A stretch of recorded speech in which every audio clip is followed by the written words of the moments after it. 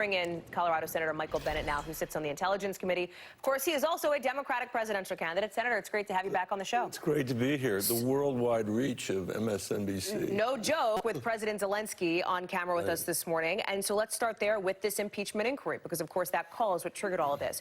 You have been reluctant to join your Democratic colleagues in calling for the impeachment and removal. You've said you support this inquiry, but given everything we have seen, including now Alex Vindman's opening statement, is your mind changed? Do you think President Trump needs to be removed? Have you seen enough? Well, I've seen enough to know that this is a good faith inquiry that we need to go through, and we need to sustain the good faith of the American people as we go forward. So I'm not going to get ahead of, the vote in the Senate today, because we're sitting there as jurors in this trial. What I hope, though, is that Americans can use this as an opportunity to restore their faith in the rule of law, to restore their faith in the way our democracy works. Donald Trump doesn't believe in democracy. He doesn't believe in the separation of powers. He doesn't believe in this sort of oversight, the independence of the judiciary, freedom of the press. He doesn't believe in any of this stuff.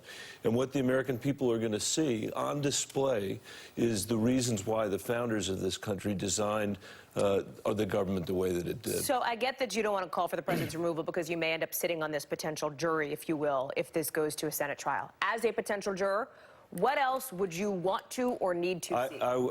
If the facts support the evidence that we've already seen, I've said that I think it's an impeachable offense, and I would vote to convict. We'll see what the facts, where they lead us. But what happened in the White House was appalling, and Kevin McCarthy and these guys who are trying to cover up what the president did or stonewall for the president aren't doing the country any favors. It's been about a month since the Speaker announced this impeachment inquiry. As you know, the House is set to vote on this resolution Thursday. We think the language is going to be introduced today.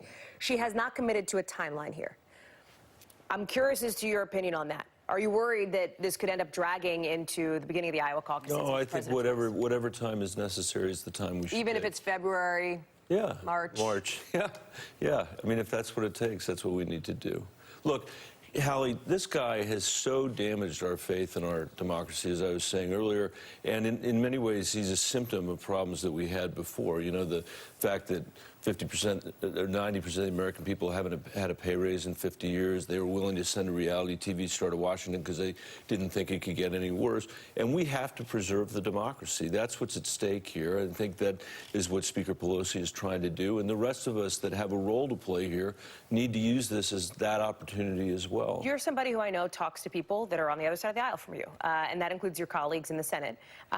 There are some of them, Collins, Murkowski, Senator Romney, who refused to sign on to Lindsey Graham's resolution condemning the House impeachment inquiry. Senator Sass is somebody who has been openly critical of the president's call for China to investigate the Bidens. Behind the scenes, when you have some of these private conversations, I don't need you to name names, how deep are those cracks now in the president's GOP support based on your I think it's a mixed view. There are some people that really are appalled by what he's done and think it's ridiculous, not just this, but the list going back to, when he became president. People, Republicans specifically. Yeah, and there are others who, think this is a new Republican Party, and it's Trump's Republican Party, and they support what he's trying to do. So what's important for us to do is now have a public process to do the oversight that's required so the American people can make a judgment for themselves. And the Republicans, I give Murkowski and Collins and Romney credit for not going along with that herd of people. I mean, this is going to be a moment in American history when we are all judged for what we did. You are running for president, obviously. You're hoping to be the guy that takes the White House over Donald Trump. I have to acknowledge that it looks like the next November debate, at least as the polls stand right now, will go on without you. If you don't end up on that debate stage, how do you keep going in this thing? Well, what's your end point here? What I'm going to keep doing is talking to people in Iowa and New Hampshire. They are just beginning. So are you in it till the caucus, no matter what? That's my plan, no matter what. Even if you don't make any debate stage from now until then? Yeah, well, the debates haven't really changed the outcomes of, the race. You don't think they help people learn who you are and learn? I think they do help that, but I think in terms of the standings in the polls, it hasn't really changed anything. The last poll that was taken in Iowa, undecideds were up 10 points higher than they were the month before. So we'll just have to see what happens. You think you still have a shot? I think I still have a shot. Senator Michael Bennet of Colorado. Appreciate you coming on. Great seeing you. Always a pleasure to have you on Thanks for having me. Thank you.